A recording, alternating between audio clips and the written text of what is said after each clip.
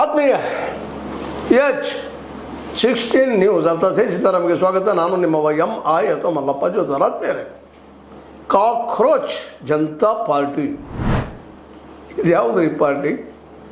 ಹೊಸದು ಶುರುಗೊಳಿತ. ಹೌದು, ಇದಕ್ಕೆ 13 ಮಿಲಿಯನ್ ಫಾಲೋವರ್ಸ್ ಮತ್ತು ಹೆಚ್ಚಾಗಿದೆ ಅಂತ ಹೇಳ್ತಾ ಇದ್ದಾರೆ. ಏನಿದು, ಯಾಕೆ ಈ ಪಾರ್ಟಿ ಹುಟ್ಕೊಂಡಿದ್ದು ಅನ್ನೋ ಅನೇಕ ಚರ್ಚೆಗಳಿದ್ದಾವೆ. ಈಗ ಇಲ್ಲಂತಲ್ಲ. ಯಾವ ಸಂದರ್ಭದಲ್ಲಿ ಯಾವ ಗಳಿಗೆಯಲ್ಲಿ ನಮ್ಮ CJI chief justice of India Suryakant ಅವರು ನಿರುದ್ಯೋಗಿಗಳನ್ನು ಕಾಕ್ರೋಚ್ಗೆ ಅಥವಾ ಜಿರಳಿಗೆ ಹೋಲಿಸಿದ್ರು.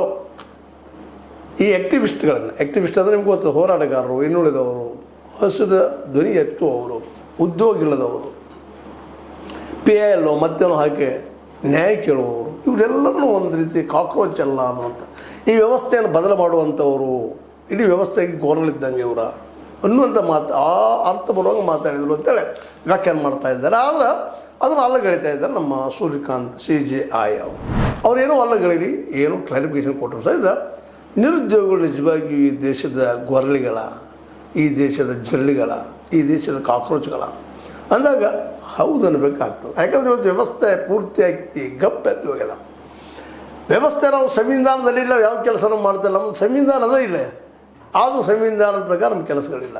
ಮೊದಲನೇದಾಗಿ ಚುನಾವಣೆಗಳು ಪಾರದರ್ಶಕವಾಗಿ ನಡೀತಾನೆ ಇಲ್ಲ. ಚುನಾವಣಾ ಆಯುಕ್ತರು ಪಾರದರ್ಶಕವಾಗಿ ಆಯ್ಕೆ ಆಗ್ತಾನೂ ಇಲ್ಲ. ಅಲ್ಲೇ ಶುರುವಾಗ್ಯದ. ಪ್ರಜಾಪ್ರಭುತ್ವದ ಮೂಲ ನೆಲೆ ಏನಪ್ಪ ಅಂದರೆ ಪಾರದರ್ಶಕತೆ, ಪ್ರಾಮಾಣಿಕತೆ, ಸತ್ಯ. ಇದು ಕ್ಲಿಯರಾಗಿ ಆಗಬೇಕಾದ್ದು. ಇದು ಆಗ್ತಾಯಿಲ್ಲ. ಇದು ಕಾಲ ಇಷ್ಟ ಏನಪ್ಪ, ಈ ಹಿಂದಿದ್ದಂಥ CJI ಚಂದ್ರಚೂಡ್ ಅವರು ಡಿಸಿಷನ್, ಒಳ್ಳೆ ಡಿಸಿಷನ್ ಕೊಟ್ಟಿದ್ದರು. ಅವರು ನ್ಯಾಯಾಧೀಶರು, ಪ್ರಧಾನಿ, ಮೂರನೇದಾಗಿ ವಿರೋಧ ಪಕ್ಷದ ನಾಯಕರು ಅಂತೇಳಿ. ಅದ್ರ ಜೊತೆಗೆ ಇನ್ನೊಂದು ಸೇರಿಸ್ಬಿಟ್ರೆ ಅದರಲ್ಲ, ನೀವು ಇದನ್ನು ಏನಪ್ಪ ಅಂದ್ರೆ ಅಮೆಂಡ್ಮೆಂಟ್ ಮಾಡಬಹುದು ಅಂತೇಳಿ. ಈ ಒಂದು ಶಬ್ದ, ಈ ಒಂದು ಮಾತು ಇಡೀ ಒಂದು ವ್ಯವಸ್ಥೆಗೆ ಮಾರಕ ಆಯಿತು ಅನ್ನೋದ್ರಲ್ಲಿ ಎರಡು ಮಾತಿಲ್ಲ. ಹೌದು, ಪ್ರಜಾಪ್ರಭುತ್ವ ನಿಂತಿರುವುದನ್ನು ಚುನಾವಣೆ ಮೇಲೆ, ಜನರ ಅಭಿಪ್ರಾಯದ ಮೇಲೆ, ಜನರ ಆಯ್ಕೆಯ ಮೇಲೆ, ಜನರ ಪ್ರಾಮಾಣಿಕ ಹುಡುಕಾಟದ ಮೇಲೆ ಅಲ್ವಾ? ಆದರೆ ಅದೇ ಪ್ರಾಮಾಣಿಕವಾಗಿ ನಡೀದೆ ಹೋದರೆ ಹೇಗೆ ಅಂತ ಸ್ವತಃ CJI ಮಾಜಿ, ಈಗಲ್ಲ, ಚಂದ್ರಚೂಡರು ಹೇಳಿಬಿಟ್ರು, ಇಲ್ಲ ಯಾರಿಂದ ಆಯ್ಕೆ ಆಗ್ತಾರೋ ಅವ್ರ ಪರವಾಗಿ ಚುನಾವಣಾ ಆಯುಕ್ತರು ಇರ್ತಾರಂತ ಹೇಳ್ತಾರೆ ಒಂದು ಕಡೆಗೆ. ಇನ್ನೊಂದು ಕಡೆಗೆ ಏನು ಹೇಳ್ತಾರೆ, ನೀವು ಅಮೆಂಡ್ಮೆಂಟ್ ಮಾಡಬಹುದು ಅಂತೇಳಿ. ಮತ್ತು ಇಂಥ ಅವಕಾಶ ಬಿಡ್ತಾರ. ನಮ್ಮ BJP ನಾಯಕರು, ಮೋದಿಯವರು ಮೆಜಾರಿಟಿ ಇತ್ತು, ಅಮೆಂಡ್ಮೆಂಟ್ ಮಾಡಿದರು. ಪ್ರಧಾನಿ ಜೊತೆಗೆ ಕ್ಯಾಬಿನೆಟ್ ಮಿನಿಸ್ಟರ್, ಎಂದಾದರೂ ಕ್ಯಾಬಿನೆಟ್ ಮಿನಿಸ್ಟರ್ ಪ್ರಧಾನಿ ಮೀರಿ ಹೋಗ್ಲಿಕ್ಕೆ ಸಾಧ್ಯ ಇದರ? ಇನ್ನೊಬ್ಬರು ವಿರೋಧ ಪಕ್ಷದ ನಾಯಕರು, ಸದಾ ಮೆಜಾರಿಟಿ. ಹೀಗಾಗಿ ಇವತ್ತು ಜ್ಞಾನೇಶ್ ಕುಮಾರ್ ಅವರು BJP ಅವರು ಹೇಳಿದಂಗೆ ಕೇಳ್ತಾ ಇದ್ದಾರೆ ಅಂತ ವಿರೋಧಿಗಳ ಸ್ಪಷ್ಟ ಆರೋಪ. EVM ಬದಲಾಗಲಿಲ್ಲ, EVM VVPAT, ಪ್ರತಿಯೊಂದು EVM VVPAT ಬರಲಿಲ್ಲ. ಅಷ್ಟೇ ಅಲ್ಲ, ಅದರ ಜೊತೆಗೆ ಈ ಮತದಾರ ಪಟ್ಟಿ SIR ಮಾಡ್ತೀನಿ, ಪರಿಷ್ಕರಣೆ ಮಾಡಲಿ, ಏನು ಅಡ್ಡಿ ಇಲ್ಲ. ಒಳನುಸುಳುಕೋರು ಬೇರೆ ದೇಶದವ್ರಿದ್ದಾರೆ, ಕಂಡು ಹಿಡೀಲಿ, ಹೊರಗೆ ತೆಗೆದಾಗ್ರಿ, ಅದು ಅಡ್ಡಿ ಇಲ್ಲ. ಆದರೆ ಸ್ವಲ್ಪ ಸ್ಪೆಲ್ಲಿಂಗ್ ಮಿಸ್ಟೇಕ್ ಆದರು, ಏನೋ ಮಿಸ್ಟೇಕ್ ಆದರು, ಕಿತ್ತಾಕುವಂಥದ್ದು.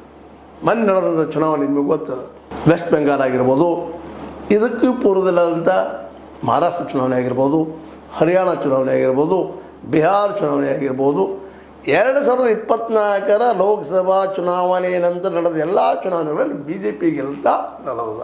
ಅದಕ್ಕೆ ಕಾರಣ SIR. ಒಂದೂ ರಾಜ್ಯ ಗೆಲುವು ಸಾಧಿಸಿಲ್ಲ SIR ಬಂದಮೇಲೆ, ರೆಗ್ಯುಲರಾಗಿ ಬರ್ತಾ ಇದ್ದಾವೆ. ಇನ್ನು ಹೌದಪ್ಪ ಹೇಳ್ಬೋದು, ಪ್ರಶ್ನೆ ಮಾಡ್ಬೋದು, ಯಾಕ್ರಿ ಕೇರಳದಲ್ಲೇ ಮತ್ತು ತಮಿಳುನಾಡಿನಲ್ಲೇ ವಿರೋಧ ಪಕ್ಷ ಬಂದಿದ್ದಾವಲ್ಲ ಅಂತೇಳಿ.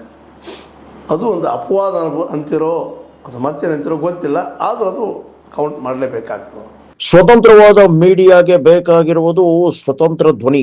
ಆ ಸ್ವತಂತ್ರ ಧ್ವನಿ ಉಳಿಸಲು ನೀವು ಮಾಡಬೇಕಾದದ್ದು ಇಷ್ಟೇ. ಅದೇನಪ್ಪಾ ಅಂತಂತಂದ್ರೆ, ನಿಮ್ಮ ಕೈಲಾದಷ್ಟು ಸಹಾಯ ಈ ಚಾನಲ್ಗೆ ಮಾಡಿ ಹಾಗೂ ನಿಮ್ಮ ಧ್ವನಿಯನ್ನು ಕಾಪಾಡಿಕೊಳ್ಳಿ.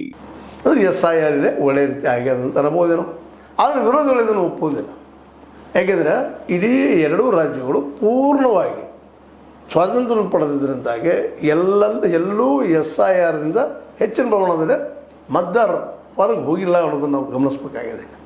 ಆದರೆ ವೆಸ್ಟ್ ಬೆಂಗಾಲ್ದಲ್ಲೇ, ಬಿಹಾರದಲ್ಲೇ, ಇನ್ನು ಮುಂದೆ ಬರುವಂಥ ಉತ್ತರ ಪ್ರದೇಶದಲ್ಲೇ ಕರ್ನಾಟಕದಲ್ಲಿ ಇದಾಗುವ ಸಾಧ್ಯತೆಗಳಿದ್ದಾವೆ ಅನ್ನೋಂಥ ವಾದಗಳಿದ್ದಾವೆ. ಅದೇನೂ ಇರಲಿ, ಈ ರೀತಿಯಾಗಿ ಗೆಲ್ತಾ ನಡೆದಿರುವಂಥ ಬಿ ಜೆ ಪಿ ಇವತ್ತಿನ ನಿರುದ್ಯೋಗಕ್ಕೆ, ಇವತ್ತು ನಿರುದ್ಯೋಗಕ್ಕೆ ಏನು ಪರಿಹಾರ ಕೊಟ್ಟದ, ಇವತ್ತಿನ ಬಡತನಕ್ಕೆ, ಇವತ್ತು ಮಾರ್ಕೆಟ್ ದಿನದಿಂದ ತುಟ್ಟಿ ಆಗ್ತಾನೆ ನಡೆದು, ಇದಕ್ಕೆ ಒಂದು ಎರಡು ಅದನ್ನು ಇವತ್ತಿನ ವಿದೇಶಾಂಗ ನೀತಿ ಆಗಿರ್ಬೋದು, ನಿರುದ್ಯೋಗದ ಹೆಚ್ಚಾಗ್ತಾ ನಡೆದು ಬಡತನಕ್ಕಾಗಿ. ಹೀಗಾಗಿ ಅದ್ರ ಜೊತೆ ಪೇಪರ್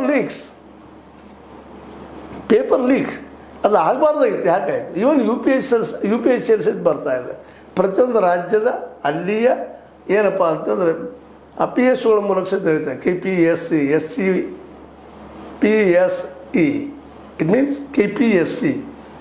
KPSE ಇವುಗಳ ಮೂಲಕ ಹೇಳ್ತಾರೆ. ಅದು MPSC KP. ಅದೇ ಕಾಲಕ್ಕೆ ಇನ್ನುಳಿದ ರಾಜ್ಯಗಳಲ್ಲಿ ಒಂದು ಏನು ರಾಜ್ಯದ ಮೂಲಕ ಆಯ್ಕೆ ಆಗುವಂಥ ಸಂಸ್ಥೆಗಳು ಆಯ್ಕೆ ಮಾಡೋ ಸಂಸ್ಥೆಗಳಿದ್ದಾವೆ, ಅಲ್ಲೆಲ್ಲರೂ ಭ್ರಷ್ಟಾಚಾರ ತುಂಬಿ ಹೋಗಿದ್ದರಿಂದಾಗಿ, ನೀಟ್ ಪರೀಕ್ಷೆಯಲ್ಲಿ ಗದ್ದಲಾಗಿದ್ದರಿಂದಾಗಿ ಇವೆಲ್ಲನೂ ಕಳ್ಕೊಂಡು ಇವತ್ತು ವಿದ್ಯಾರ್ಥಿಗಳು ಪೂರ್ಣ ಪ್ರಮಾಣದಲ್ಲಿ ಅದರ ಬಗ್ಗೆ ಅಸಮಾಧಾನ, ಅಸಂತೋಷ ಅದನ್ನು ತೊಗೊಂಡು ಕೋರ್ಟಿಗೆ ಹೋಗುವಂಥ ಯಾರನ್ನು ಕೇಳೋದಪ್ಪ, ನನಗೆ ಅನ್ಯಾಯ ಆದರೆ ಯಾರನ್ನು ಕೇಳಬೇಕು? ಇವತ್ತು ಕಾರ್ಯಾಂಗ ಸೋತಾಗ, ಅದೇ ಕಾಲಕ್ಕೆ ಶಾಸಕಾಂಗ ಸೋತಾಗ ಯಾರನ್ನು ಕೇಳಬೇಕು? ನಮಗಾದ ಅನ್ಯಾಯಕ್ಕೆ ಕೋರ್ಟ್ಗೆ ಹೋಗುವಂಥದ್ದು. ಆ ಕೋರ್ಟ್ಗೆ ಹೋದಾಗ ಅಲ್ಲಿ ಕೋರ್ಟ್ನಲ್ಲಿ ಸಹಿತ ಇವತ್ತು ಕಾಕ್ರೋಚ್ ಅನ್ನೋ ಶಬ್ದ ಬಳಸಿದ್ರಿಂದಾಗಿ ಇವತ್ತು ಇಡೀ ಯುವ ಜನ ಜನ್ಜಿ, ಏನು ನಿಮ್ಗೆ ಗೊತ್ತ ಜನ್ಜಿ ಹೇಳೋ ಅವಶ್ಯಕತೆ ಇಲ್ಲ. ನಮ್ಮ ನೆರೆ ನೇಪಾಳದಲ್ಲಿ ಆಗಿರ್ಬೋದು, ಶ್ರೀಲಂಕಾದಲ್ಲಿ ಆಗಿರ್ಬೋದು, ಅದೇ ಕಾಲಕ್ಕೆ ಮೊನ್ನೆ ಬಾಂಗ್ಲಾದಲ್ಲಿ ಆಗಿರ್ಬೋದು, ಎಲ್ಲ ಕಡೆ ನಡೀತಾ ಇದೆ. ಅಲ್ಲೆಲ್ಲ ಬಡತನ, ನಿರುದ್ಯೋಗ, ಅದರಲ್ಲೂ ಯುವಕರು ಬೀದಿಗಿಳಿದು ಹೋರಾಟ ಮಾಡಲಿ, ಸರ್ಕಾರಗಳನ್ನು ಬಂದ್ ಮಾಡಿದ್ರು ಅನ್ನೋದು ಅಷ್ಟೇ ಮುಖ್ಯ. ಇಂಥ ಒಂದು ಸಂದರ್ಭದಲ್ಲೇ, ಈ ಕುದಿಯ ಸಂದರ್ಭದಲ್ಲೇ ಕೋರ್ಟ್ಗೆ ಹೋಗಿ ನ್ಯಾಯ ಕೇಳುವಂಥ ಸಂದರ್ಭದಲ್ಲೂ ಆ ಕೋರ್ಟ್ ಸಹಿತ ಇವತ್ತು ಈ ರೀತಿಯಾಗಿ ಮಾತಾಡಿದಾಗ ಸಹಜವಾಗಿ ಇಡೀ ದೇಶದ ತುಂಬ ಕಾಕ್ರೋಚ್ ಜನತಾ ಪಾರ್ಟಿ ಅನ್ನುವಂಥದ್ದು ಇವತ್ತು ಹುಟ್ಟಾಕ್ಯದ. ಅದಕ್ಕೆ 14 ಮಿಲಿಯನ್ ಸಮೀಪ ಬರ್ತಾ ಇದ್ದಾರೆ. ಅದರ ಸದಸ್ಯರು, ಅದರ ಮೆಂಬರು, ಆ ರೀತಿ ಫಾಲೋವರ್ಸ್ ಆಗ್ತಾ ಇದ್ದಾರೆ. ಇದರಿಂದಾಗಿ ಇಡೀ ದೇಶ ತುಂಬ ಇವತ್ತು ಅದೇ ಚರ್ಚೆ. ಇದು ನಿರುದ್ಯೋಗದ ಬಗ್ಗೆ, ಇನ್ನುಳಿದ್ರ ಬಗ್ಗೆ, ಬಡತನದ ಬಗ್ಗೆ ಕಾಕ್ರೋಚ್ ಅಂತ ಕರೆದ್ರ ನಮ್ಮ CGI ಅವರು ಅಂದ್ರೆ ಅವರು ಇಲ್ಲ, ನಾ ಆ ರೀತಿ ಹೇಳಿಲ್ಲ, ಜನ ಕ್ಲಾರಿಫಿಕೇಷನ್ ಕೊಟ್ಟರು. ಆದರೆ ಕ್ಲಾರಿಫಿಕೇಷನ್ದಿಂದ ಸಮಾಧಾನ ಆಗಿಲ್ಲ ನಮ್ಮ ಯುವ ಜನ. ಅದನ್ನು ದಿನದಿಂದ ಅದು ಬೆಳೀತಾ ಇದೆ, ಹೋಗ್ತಾ ಇದೆ, ಸರ್ಕಾರದ ವಿರುದ್ಧ ಬೆಳೀತಾ ಇದೆ. ಅದು ಕರ್ನಾಟಕದಲ್ಲೂ ಆಗಿದೆ. ಇವತ್ತು ಮುಖ್ಯಮಂತ್ರಿ ಸಿದ್ದರಾಮಯ್ಯನವರು PM ಈಸ್ ಕಾಂಪ್ರಮೈಸ್ಡ್ ಅನ್ನುವಂಥ T-ಶರ್ಟ್ಗಳನ್ನು ಮಾಡಿಸಿ ಅದನ್ನು ಕಾಕ್ರೋಚ್ ಜನತಾ ಪಾರ್ಟಿ CJP ಇದನ್ನು ಹೊಡಿತಾ ಇದ್ದಾರೆ, ಪಬ್ಲಿಷ್ ಹಂಚ್ತಾ ಇದ್ದಾರೆ. ಅದು ಒಂದು ಸಂಘಟನೆ ಆಗಿ ಹೋಗಿಬಿಟ್ಟದ. ಈ ಕಾಕ್ರೋಚ್ ಪಾರ್ಟಿ ಮುಂದಿನ ಒಂದು ಚುನಾವಣೆಯಲ್ಲಿ ಒಂದು ಪಾರ್ಟಿ ನಿಲ್ಲಬಲ್ದ ಅನ್ನುವಷ್ಟು ಮಟ್ಟಿಗೆ ಬೆಳೀತಾ ಇದೆ. ಜನ್ಜಿ ಇಂಡಿಯಾದಲ್ಲೂ ಹೋಗ್ತಾ ಇದೆ. ಆದರೆ ಎಲ್ಲೆಲ್ಲಿ 3ನೇ ದೇಶಗಳು, 3rd ವರ್ಲ್ಡ್ ಕಂಟ್ರಿಗಳಿದ್ದಾವೆ, ಅಲ್ಲೆಲ್ಲ ಈ ಒಂದು ಜನ್ಜಿ ಅಂದರೆ ಅತೃಪ್ತ ನಿರುದ್ಯೋಗಿ ಯುವಕರು ಬೀದಿ ಇರ್ತಿದ್ದಾರೆ, ನಮ್ಗೆ ಉದ್ಯೋಗ ಕೊಡಪ್ಪ ಅಂಥೇಳಿ ಅದಕ್ಕೆ ಉದ್ಯೋಗ ಕೊಡುವಂಥ ಕೆಲಸವನ್ನು ಇವತ್ತಿನ ಸರ್ಕಾರಗಳು ಮಾಡಬೇಕಾಗಿದೆ. ಒಂದಲ್ಲ, ಎಲ್ಲ ಸರ್ಕಾರಗಳು. ಇದರರ್ಥ ಕೇವಲ ಜನತಾ ಪಾರ್ಟಿ ಅಂದರೆ BJP ಮಾತ್ರ ಅಷ್ಟೇ ಅಲ್ಲ, ಇಂಡಿಯಾದ ಬೇರೆ ಪಾರ್ಟಿಗಳು ಸಹಿತ ಆ ಪ್ರಮಾಣದಲ್ಲಿ ಉದ್ಯೋಗಗಳು ಸೃಷ್ಟಿ ಮಾಡಲಿಕ್ಕೆ ಸಾಧ್ಯ ಆಗ್ತಾ ಇಲ್ಲ. ನಮ್ಮ ಕರ್ನಾಟಕದಲ್ಲೂ ಸಹಿತ 2.8 ಲಕ್ಷ ಜನ ನಿರುದ್ಯೋಗಿಗಳಿದ್ದಾರೆ. ಪೋಸ್ಟ್ಗಳು ಖಾಲಿ ಇದ್ದಾವೆ, ಅದು ತುಂಬಿಕೊಳ್ತಾ ಇಲ್ಲ. ನಮ್ಮಲ್ಲಿ 4.25 ಲಕ್ಷ 6 ಲಕ್ಷ ನಿರುದ್ಯೋಗಿಗಳಿದ್ದಾರೆ ಅಂತೇಳಿ ನಮ್ಮ ದೇಶಪಾಂಡೆ ಅವರು, RV ದೇಶಪಾಂಡೆ ಅವರು ವರದಿ ಹೇಳ್ತಾ ಇದ್ದಾರೆ. ಅಂದರೆ ಇದರರ್ಥ ಇನ್ನೂ ಅನೇಕ ಜನ ನಿರುದ್ಯೋಗಿಗಳಿದ್ದಾರೆ ಅಲ್ಲೇ. ಅವರೆಲ್ಲ ಉದ್ಯೋಗ ಕೊಡಿಸುವಂಥದ್ದು ಇವತ್ತು ಬಹಳ ಅವಶ್ಯಕ. ಯಾಕಂದ್ರೆ ಒಬ್ಬ ಉದ್ಯೋಗಿ ಒಂದು ಮನೆಗೆ ಆದಪ್ಪ ಅಂತಂದ್ರೆ ಆ ಮನೆತನ ಬದುಕಲಿಕ್ಕೆ ಸಾಧ್ಯ ಆಗ್ತದೆ ಅನ್ನೋಂಥ ಮಾತು. ಒಟ್ಟಾರೆಯಾಗಿ ಈ ಒಂದು ನಮ್ಮ CGI ಸೂರ್ಯಕಾಂತ್ ಅವರು ಮಾತಾಡಿದಂಥ ಮಾತು ಇವತ್ತು ಒಂದು ವೈರಲ್ ಆಗಿ ಜನರ ಮನಸ್ಸಲ್ಲಿ ಚರ್ಚೆಗೆ ಕಾರಣ ಆಗ್ತಾ ಇದೆ. ವ್ಯವಸ್ಥೆ ಪರ ಮಾತಾಡಿದಾರ ನಮ್ಮ CGI ಅನ್ನೋಂಥ ಪ್ರಶ್ನೆಗಳನ್ನು ಮಾಡ್ತಾ ಇದ್ದಾರೆ. ಅಂದರೆ ಒಟ್ಟಾರೆಯಾಗಿ ಇಡೀ ದೇಶದ ವ್ಯವಸ್ಥೆ, ಅರ್ಥವ್ಯವಸ್ಥೆ, ವಿದೇಶಾಂಗ ನೀತಿ, ರಾಜಕೀಯ ವ್ಯವಸ್ಥೆ ಎಲ್ಲವೂ ಗಬ್ಬೆದ್ದು ಹೋದಾಗ ಸಹಜವಾಗಿ ಜನ ರೊಚ್ಚಿಗೆದ್ದ ಪ್ರತಿಭಟನೆ ಸೂಚಿಸುವಂಥ ಒಂದು ವಾತಾವರಣ ನಿರ್ಮಾಣ ಆಗಲಿಕ್ಕತ್ತದ. ಆ ವಾತಾವರಣಕ್ಕೆ ಯಾವ ರೀತಿ ತೋಳ್ತದೋ ಗೊತ್ತಿಲ್ಲ.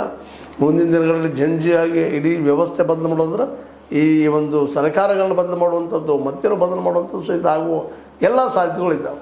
ಇದಕ್ಕೆ ಈಗ ಪರಿಹಾರ ಏನು ಇರೋದು? ಒಂದೇ ಉದ್ಯೋಗ ಸೃಷ್ಟಿ ಮಾಡುವಂಥದ್ದು, ಈಗ ನಡೀತಿರುವಂಥ ಅನ್ಯಾಯಗಳ ತಡೆಗೆ ಏನಾದರೂ ಮಾಡುವಂಥದ್ದು, ಇವುಗಳನ್ನೆಲ್ಲ ಪ್ರಶ್ನೆ ಮಾಡಬೇಕಾಗಿದೆ. ಇವತ್ತು ಇದಾಗ್ಬೋದಾ ಅಂತ ಎಲ್ಲೆಲ್ಲೂ ಆತಂಕ ಹುಡ್ತಾ ಇದ್ದಾವೆ.